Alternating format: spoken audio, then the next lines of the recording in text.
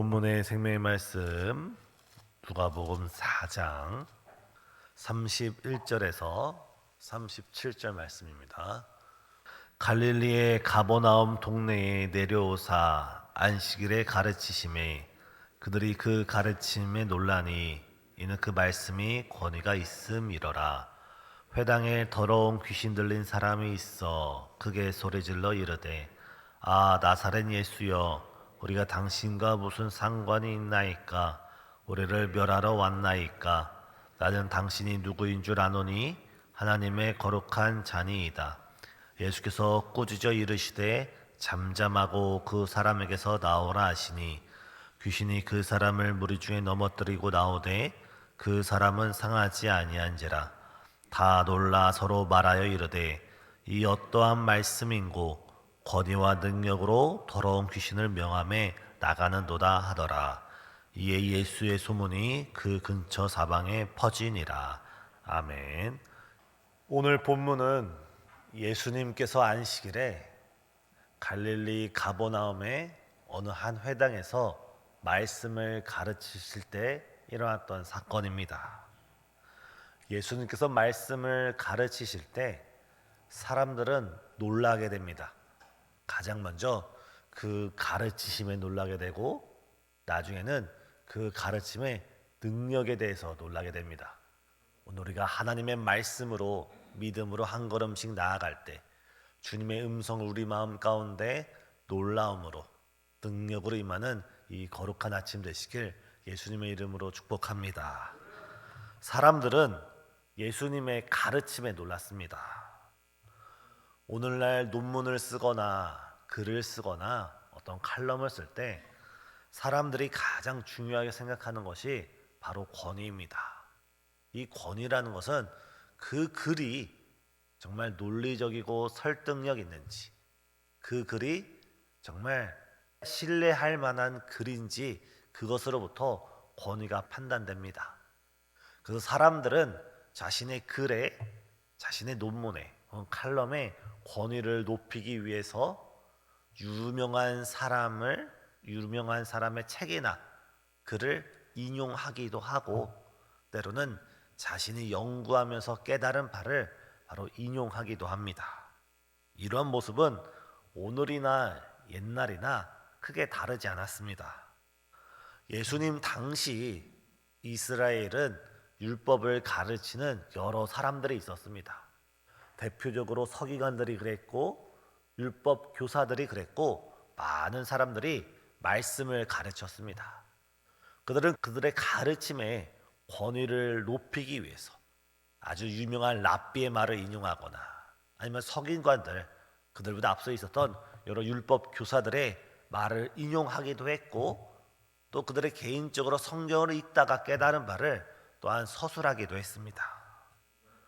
그런데 오늘 본문에 예수님께서 말씀을 가르치실 때는 전혀 달랐습니다. 예수님이 어느 분이십니까? 바로 예수님은 말씀이 육신이 되어 우리 가운데 오신 바로 하나님의 아들이신 줄 믿으시길 바랍니다. 서기관들은, 율법 교사들은 말씀에 대하여 가르치고 또한 여러 사람들의 의견과 생각을 가져다가 예수님의 말씀에 대하여 가르쳤다면 예수님은 다른 사람들의 생각과 글을 가져다가 말씀에 대하여 가르친 것이 아니라 자신이 말씀이 육신이 되어 이 땅에 온 바로 독생자이기 때문에 예수님은 자기 자신에 대하여 확신 있게 담대하게 거침없이 복음을 전할 수 있었던 것입니다. 아무리 박사 중에 박사일지라도 예수님만큼 바로 말씀에 대하여 잘하는 사람이 어디 있겠습니까? 아무리 지혜롭고 경험 많고 똑똑한 사람일지라도 예수님만큼 하나님에 대하여 잘 알고 있는 사람이 어디 있겠습니까? 그랬기에 예수님께서 말씀을 가르치실 때 그 가르침 앞에 사람들은 놀라게 되었고 그 권위로 인하여서 예수님을 주목하게 되었습니다. 오늘 다윗이 시편 119편 18절을 보면 내 눈을 열어서 주의 율법에서 놀라운 것을 보게 하소서라고 기도합니다. 다윗은 하나님 앞에 예배드려 나아갈 때 내 두 눈을 열어주셔서 하나님의 말씀에서 놀라운 것을 알게 하소서라고 하나님께 기도를 드렸습니다. 오늘 말씀을 들을 때 사람들이 그 가르침에 놀라서 하나님의 뜻을 깨달았던 것처럼 오늘도 우리 예배 가운데 주님, 우리의 영적인 눈을 환하게 열어주셔서 주의 놀라운 진리를, 주의 놀라운 사랑을, 나를 향한 주의 놀라운 은혜를 다시 한번 깨닫는 이 아침 되시길 예수님의 이름으로 축복합니다. 우리가 가장 먼저 이 시간 기도하고 사모할 것은 내 눈을 열어서 주의 율례에서 주의 놀라운 것을 깨닫게 하소서, 주의 말씀을 사모하면서 나아가는 이 아침 되시길 바랍니다. 두 번째, 우리는 이 귀신 들린 사람의 고백을 통해 또 한 번 놀라게 됩니다. 그 가운데 말씀을 듣던 사람들 가운데 예수님이 말씀을 가르치고 그것이 권위로 나타나자 어떤 일이 발생하나요? 바로 그 회중 가운데 있었던 귀신 들린 사람, 아직까지는 그 사람이 귀신 들렸는지는 아무도 모르지만 그 말씀 가운데 생명의 빛이 들어오고 그 말씀 가운데 영생의 빛이 들어오고 그 말씀 가운데 하나님의 말씀의 역사가 그 마음 가운데 이루어지자 그 귀신 들린 사람이 이렇게 말하기 시작합니다. 34절을 보면 나사렛 예수여, 우리가 당신과 무슨 상관이 있나이까. 이 귀신 들린 사람은 그 말씀을 들을 때 제가 당신과 무슨 상관이 있기에 저를 벌하러 왔습니까? 멸하러 왔습니까? 하면서 바로 예수님께 묻기를 시작합니다. 그러면서 34절 하반절에 나는 당신이 누구인 줄 압니다. 바로 하나님의 거룩한 자녀이다.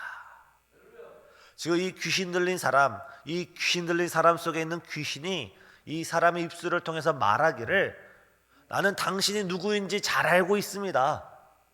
당신은 하나님의 거룩한 자입니다. 우리 이 고백에서 놀라게 된다는 점은 예수님께서 회당에서 오늘날로 말하면 교회에서 말씀을 가르치실 때 한평생 말씀을 공부하고 있고 말씀에 대해 잘 알고 있다는 석인과들과 율법 교사들과 여러 사람들은 예수님이 누구인지 전혀 몰랐습니다. 예수님이 그저 목수의 아들인 줄 알았고 예수님이 그저 그냥 갈릴리 사람, 그런 사람인 줄만 알았습니다. 근데 이 귀신 들린 사람, 이 귀신은 예수님이 누구신지 너무나 잘 알고 있고 너무나 잘 깨닫고 있습니다. 그런데 문제는 무엇입니까? 예수님에 대해서 잘 안다는 것이 예수님을 예배한다는 것은 아닙니다. 예수님에 대해서 많이 안다는 것이 우리의 신앙을 드러내진 못합니다. 오늘 이 말씀을 통해서 우리는 다시 한번 우리 자신을 말씀에 비춰보는 이 아침 되기를 원합니다. 내가 예수님에 대해서 알고 있는 것이, 내가 진리에 대해서 알고 있는 것이 과연 나의 신앙으로 드러나는가? 과연 나의 삶으로 예수님처럼 살아가고 있는가? 우리 자신을 이 아침 되돌아보는 거룩한 시간 되길 간절히 소망합니다. 야고보서를 보면 믿음이 그 행함과 함께 일하고 행함으로 믿음이 온전하게 된다라고 기록되어 있습니다.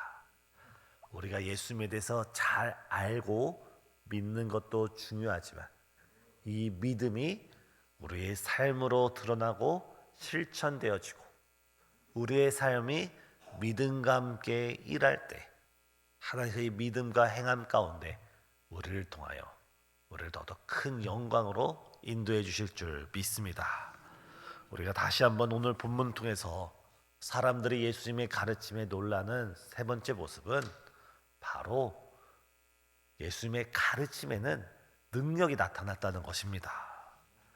그 귀신이 나는 당신이 누구인 줄 압니다, 하나님의 거룩한 자니이다라 고백할 때 35절에서 예수님께서 그 귀신 들린 자를 꾸짖으시면서 잠잠하라, 그 사람에게서 나오라면서 축기를 하셨습니다.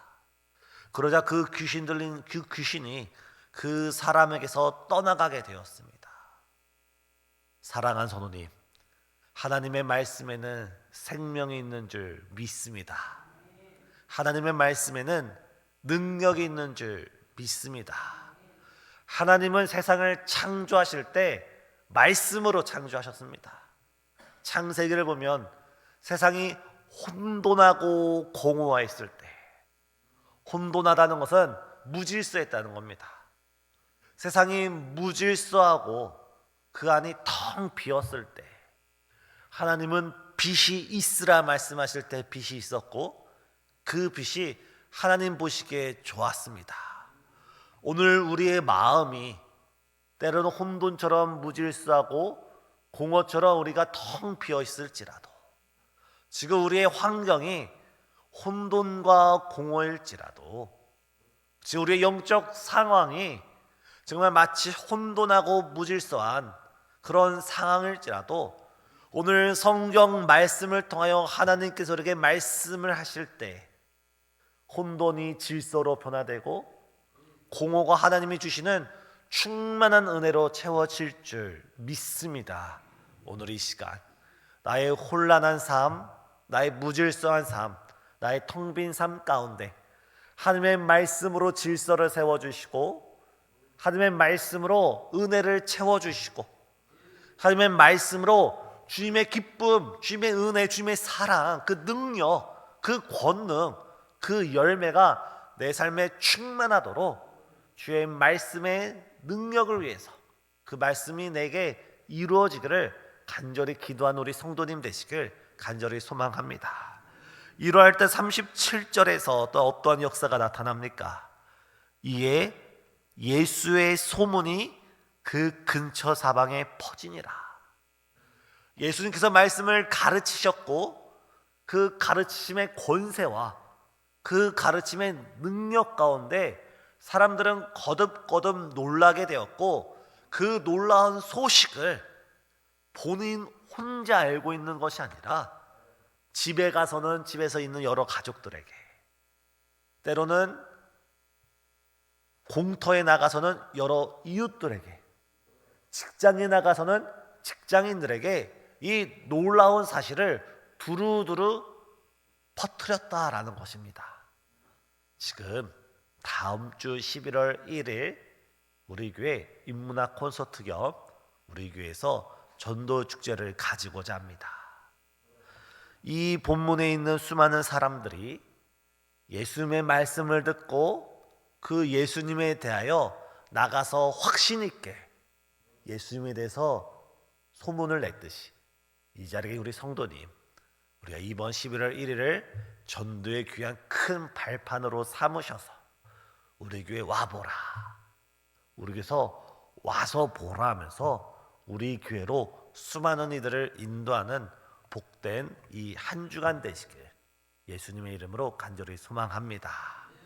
우리가 하나님을 믿고 그 말씀의 능력을 우리가 믿듯이 우리의 가족 가운데, 우리의 이웃 가운데, 우리의 삶 가운데 그 예수님을 적극적으로 소개하는 복된 우리 성도님 되시길 예수님의 이름으로 축복합니다.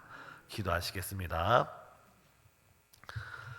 사랑과 은혜가 충만하신 하나님, 이 시간 어둡고 또한 혼란하고 무질서한 우리의 마음 가운데 주의 생명의 말씀이 들리게 하시고 주의 능력의 말씀이 들리게 하여 주시고 주의 역사가 우리 마음과 가정과 생활 가운데 이루어지게 하여 주시옵소서.